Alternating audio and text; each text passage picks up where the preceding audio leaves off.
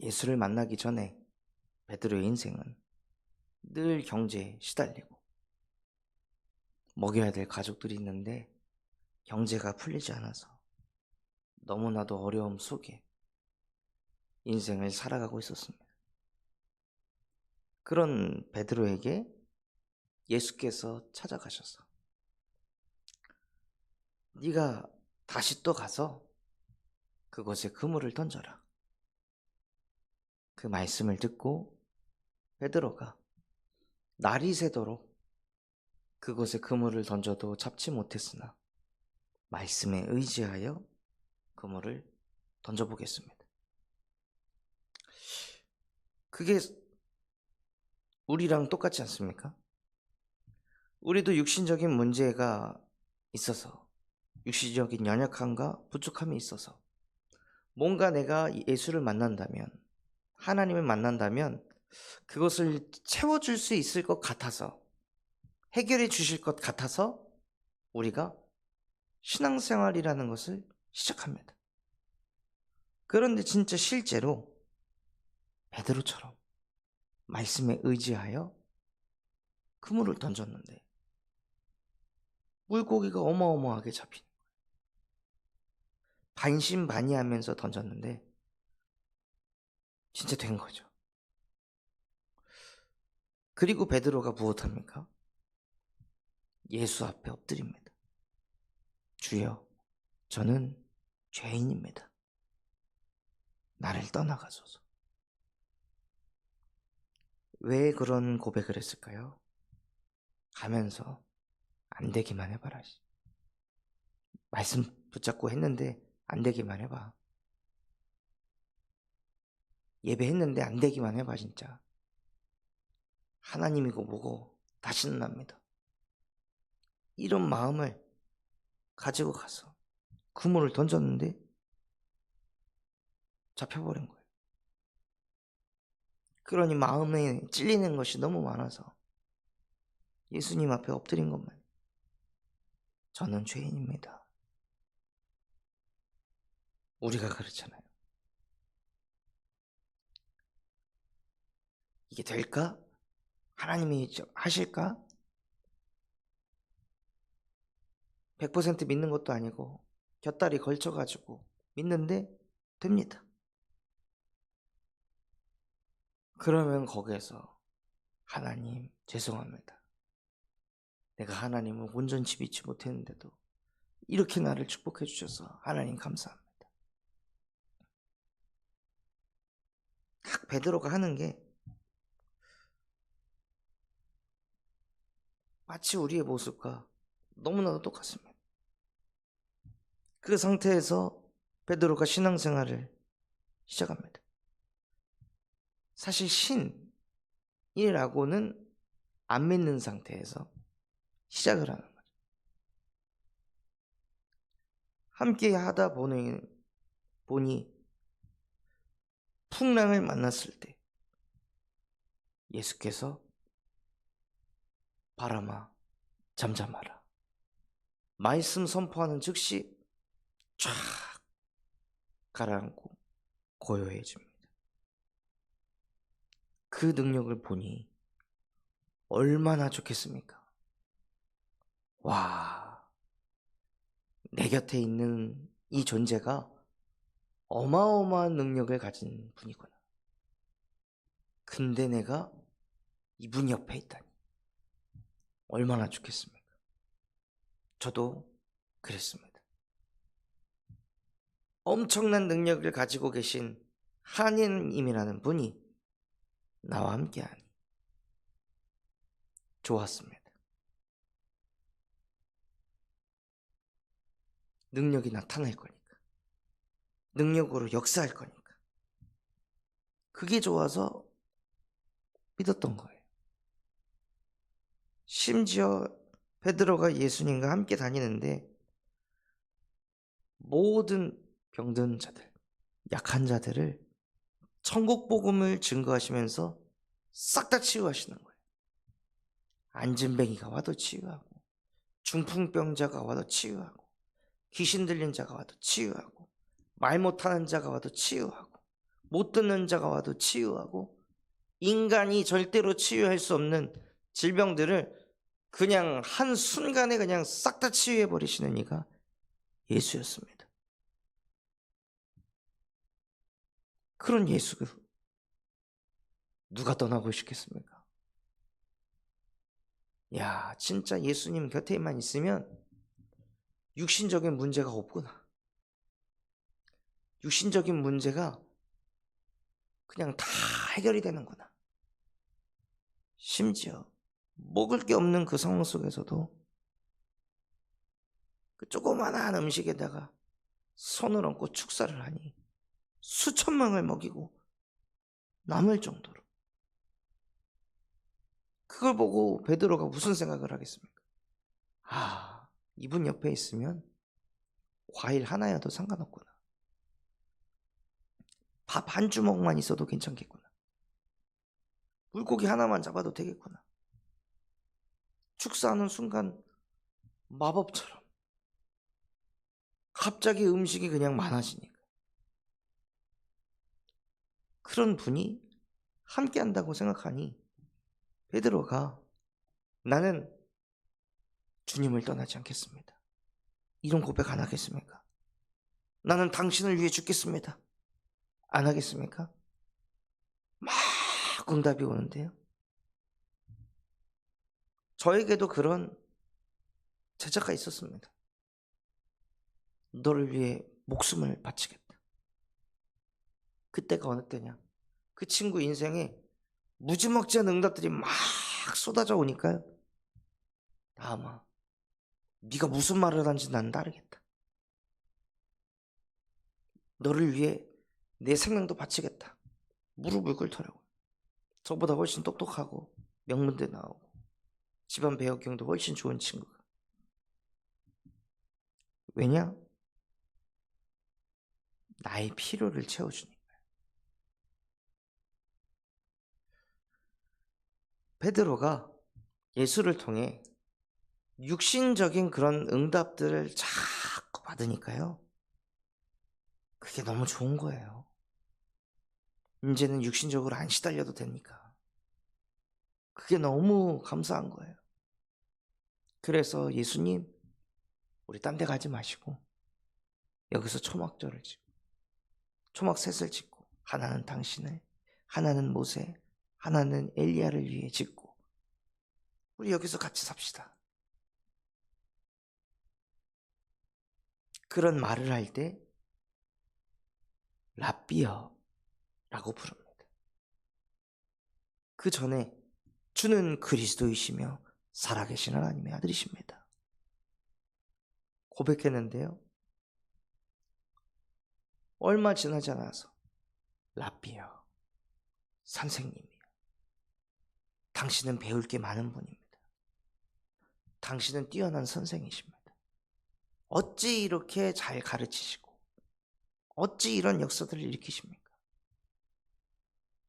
나는 당신의 가르침을 받겠습니다. 이런 정도였던 것입니다. 우리가 믿는 예수는 어떻습니까? 나의 신앙은 어떻습니까? 겨우 가르침 받는 정도입니까? 아니면 정말 진리라고 믿는 것입니까? 그런데 베드로가 아직 부활하신 그리스도를 만나지 못하니 예수를 랍비로 밖에 못 보는 거예요. 그리고 그런 대단한 선생님이 로마 군인들에게 잡혀 끌려갑니다. 그렇게 대단하던 존재가 잡혀서 끌려가니까 같이 무너지는 거예요. 육신적인 기준으로 보니까 그게 이해가 안 되는 겁니다. 분명히 예수님께서 죽은 나사로를 살리시기 전에 나는 부활이요 생명이니 라고 하셨거든요. 근데 그걸 못 알아들은 겁니다. 예수가 누구인지 못 깨달은 겁니다. 그런 상태 속에 있으니 여태 예수님과 함께하면서 육신적인 응답을 많이 받았잖아요. 육신적인 축복을 많이 받았어요. 그런데 예수를 통해 육신적인 어려움을 당할 것 같으니까 베드로가 예수를 부인합니다. 예수를 저주합니다. 맹세하면서 나는 정말 예수가 누군지 모른다. 나는 그 사람의 제자가 아니다. 라고 이야기하는 거예요. 우리랑 똑같은 모습 아닙니까? 하나님이 살아계신다면 내 이 문제 왜 해결 안 해주십니까? 예수는 그리스도 모든 문제 해결자라면서요. 근데 왜 이거는 해결 안 해주시는 거예요? 왜 이거 안 풀어가시는 거예요? 왜 축복을 안 해주시는 거예요? 살아있는 건 맞습니까? 모든 문제 해결자 맞습니까? 예수는 그리스도가 맞습니까? 라고 생각하는 우리와 핍박이 오니까 예수를 부인하고 도망친 베드로와 뭐가 다를까요? 똑같은 영적 상태인 겁니다. 똑같이 영원한 문제 속에 빠져 있으니까 내가 육신적인 손해를 입을 것 같으면, 내가 육신적으로 성공하지 않으니까 예수를 부인합니다. 신앙에 금이 갑니다. 믿음의 균열이 생기는 거예요. 왜 그렇습니까? 부활하신 그리스도의 메시지가 정리가 안 돼 있는 거예요. 영원한 문제를 해결하기 위해 오신 그리스도가 정리가 안 돼 있으니, 근본이 하나도 바뀌지 않으니 결국 인생이 어디로 갑니까? 예수 만나기 전의 상태로 똑같이 그냥 가는 거예요. 3년 동안 예수와 동고동락하면서 살았던 베드로였습니다. 근데 예수께서 끌려가시니 바로 십자가의 부활 3일이잖아요. 3일 안에 원래 상태로 돌아간 거예요. 3년을 봤는데 예수의 공생애를 가장 가까이서 3년 동안 함께했던 베드로였는데 예수를 떠나는 순간 정말 빛의 속도로 옛 체질로 돌아갑니다. 그게 인간이라는 겁니다. 인간은 하나님과 함께 해야 됩니다. 인간은 예수와 함께 해야 돼요. 인간은 그리스도와 함께 해야 됩니다. 그렇지 않으면 영원한 문제 속으로 그냥 빛의 속도로 빨려 들어갑니다. 원래 체질로 돌아갔는데 베드로에게 또 뭐가 찾아옵니까? 또 경제 문제 또 찾아오는 거예요. 또 육신적인 문제 또 찾아오는 거예요. 평생을 그것 때문에 시들렸는데 그게 또 찾아와. 계속 반복돼. 미치고 환장할 노릇이 아니겠습니까? 그런데 그런 베드로도 저희가 했던 생각을 똑같이 했을 겁니다. 나는 왜 이 모양일까? 하나님 믿는다 해놓고 문제만 생기면 하나님 원망하고 하나님이 없다 생각하고, 나는 왜 그럴까? 응답 받은 적도 있었는데 그때 감사함은 다 잊어버리고, 아 진짜 내가 진리를 깨달았구나, 그렇게 기뻐했을 때도 있었는데 나는 왜 그럴까? 진짜 난 나밖에 모르는구나 하면서 자기 스스로를 정죄하고 자책하고 있었을 베드로. 예수님에게 당신을 위해 내 목숨을 바치겠습니다, 못 바쳤잖아요. 말뿐이잖아요. 맨날 말로만 하나님 내가 앞으로 이렇게 하겠습니다, 저렇게 하겠습니다, 당신을 위해 내가 어떻게 살겠습니다. 우리랑 똑같지 않습니까? 분명히 예수께서 하늘로도 땅으로도 맹세하지 말라고 하는데 우리는 맨날 맹세하고 맨날 다짐하고 못 지키고 못 이루고 그런 우리의 상태와 베드로의 상태가 똑같았습니다. 그런 베드로를, 그런 우리를 부활하신 예수 그리스도께서 찾아오셨습니다. 너 그 정도 체험했으면 믿어야 되는 거 아니야? 그 정도 눈으로 봤으면은 믿어야지. 아직도 못 믿겠니? 하고 우리를 잘라내신 게 아니라 찾아오셨습니다. 영원한 문제 속에 있는 거 아시고 그 영원한 문제를 끝내시려고 온갖 기적을 봐도, 온갖 치유의 역사를 본다 할지라도, 온갖 능력을 체험한다 할지라도 부활하신 그리스도를 만나지 못하면 영원한 문제에서 해방받을 수가 없습니다. 하나님이 그렇게 말씀하셨기 때문에. 그래서 하나님께서 그리스도를 보내셔서 십자가의 부활을 통해 사망 권세 이기시고 뱀의 머리를 박살내시고 창조주 하나님이라는 것을 증명하신 것입니다. 그 하나님께서 육신의 몸을 입고 십자가의 부활을 통해 베드로를 찾아오셨습니다. 저와 여러분을 찾아오셨습니다.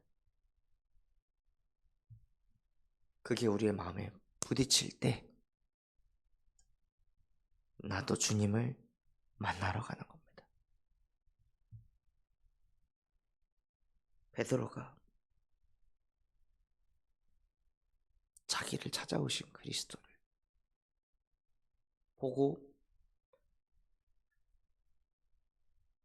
저는 감사함보다 죄송하다. 너무 죄송하다. 주님은 나를 위해 모든 것을 해주셨는데 나는 또 나밖에 모르고 내 육신밖에 모르고 내 성공밖에 모르는 그런 나인데 날 또 찾아와 주셨고 너무 죄송하고 아마 마음에 어마어마한 회개가 일어났을 겁니다. 그리고 감사합니다. 감사합니다. 정말 감사합니다. 부활하셔서 나를 찾아와 주셔서 너무 감사합니다.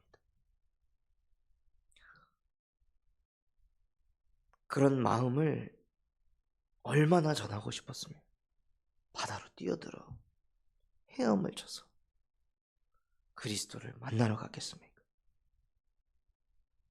나에게, 우리에게 그 마음이 회복되어야 합니다. 그냥 그리스도를 만나기만 했는데 그리스도를 찾아오시기만 하셨을 뿐인데도 너무 죄송하고 너무 감사하고 너무 즐겁고 그 상태가 회복이 되시는 은혜가 있으시기 바랍니다. 그런 우리를 찾아오셔서 우리와 함께 하시고 그런 우리에게 베드로야, 네가 나를 사랑하느냐 묻고 계십니다. 십자가에 못 박혀 죽으실 정도로 나를 사랑하시고 그 고난을 다 봤음에도 들었음에도 여전히 나밖에 모르는 그런 나를 부활하셔서 다시 찾아오실 만큼 이토록 사랑하시는 그 하나님의 사랑, 그 하나님의 사랑을 받고 나서 그런 우리에게 질문을 하십니다. 너도 나를 사랑하느냐?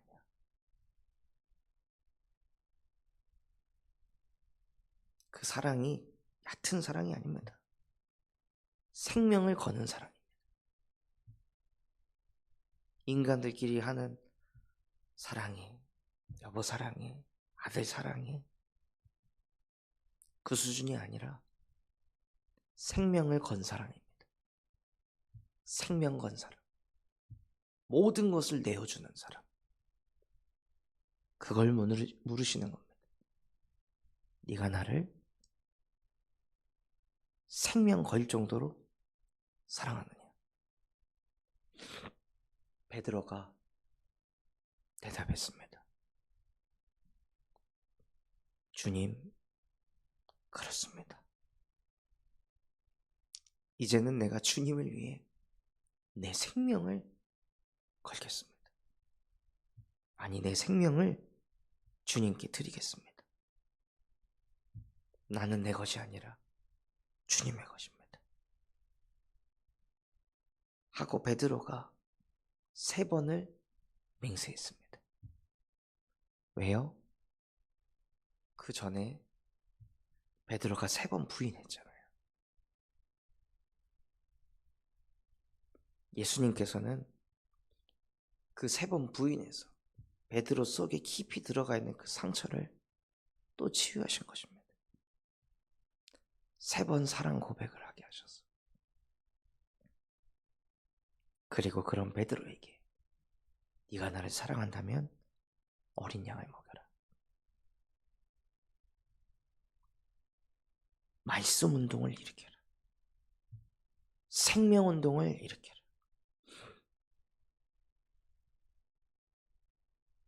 네가 나를 사랑한다면. 그래서 우리가 받아야 될 응답이 무엇입니까? 진짜 부활하신 그리스도를 제대로 만나고 나도 그리스도를 생명 걸 만큼 사랑하는 영적 상태가 되는 겁니다. 원래의 근본을 회복하는 겁니다. 그래야 하나님이 나에게 주시는 사명이 붙잡힙니다. 말씀 운동, 생명 운동을 일으켜야 된다. 그게 사명으로 베드로에게 붙잡히니 말씀을 정리하는 시간을 감람산에서 40일 동안 가졌습니다. 마가의 다락방에서 10일 동안 가졌습니다. 그래서 말씀을 가지고 예수가 그리스도다, 예수가 부활하셨다, 구약에 있었던 메시지들이 예수를 통해 모조리 다 성취되었다. 이것에 대한 내용들을 정리해서 예수가 누구인지 말씀으로 정리를 하니까요, 그 말씀 붙잡고 기도하니까 정말로 아버지께서 약속하신 보혜사 성령이 베드로 속에 임했습니다. 그리고 권능을 받고 땅 끝까지 지금도 베드로는 증인이 되고 있습니다. 영원한 증인, 축복의 근원이 되고 있습니다. 그래서 저와 여러분의 인생이 이 복음의 능력을 실제 체험한 증인이 되는 인생이 되기를 예수 그리스도의 이름으로 축원합니다. 붙잡은 말씀 가지고 하시면서 기도하겠습니다. 하나님, 나도 베드로와 같이 예수를 랍비로 여길 때가 너무나도 많습니다. 그래서 영원한 문제 속으로 끌려갈 수밖에 없는 나에게 부활하신 그리스도께서 찾아와 주심에 감사를 드립니다. 그러니 이제 내가 부활하신 그리스도를 만나러 가는 그 인생 되어질 수 있도록 은혜 허락하여 주시옵소서. 우리 군산 참사원교회가 금토일 시대를 열고 3가지 뜰이 세워지게 하시며 청년 전도 운동이 일어나고 8번째 렘넌트를 세우는 렘넌트 시스템과 성경적 다락방 전도 운동을 100곳에 일으키게 하여 주시옵소서. 바티전 선견을 통해 미래를 살리는 7천 전문 지도자가 세워지게 하시고 호프 동아리를 통해 마약 예방 교육을 할 전문인과 제자들이 세워지게 하시며 인도 전도학교를 통해 인도 현장에 말씀 운동을 일으킬 주역들이 세워지게 하여 주시옵소서. 수원 캠프를 통해 수원 전 지역에 전도 운동, 생명 운동 일어나게 하옵소서. 마음과 중심을 담아 합심해서 기도하겠습니다.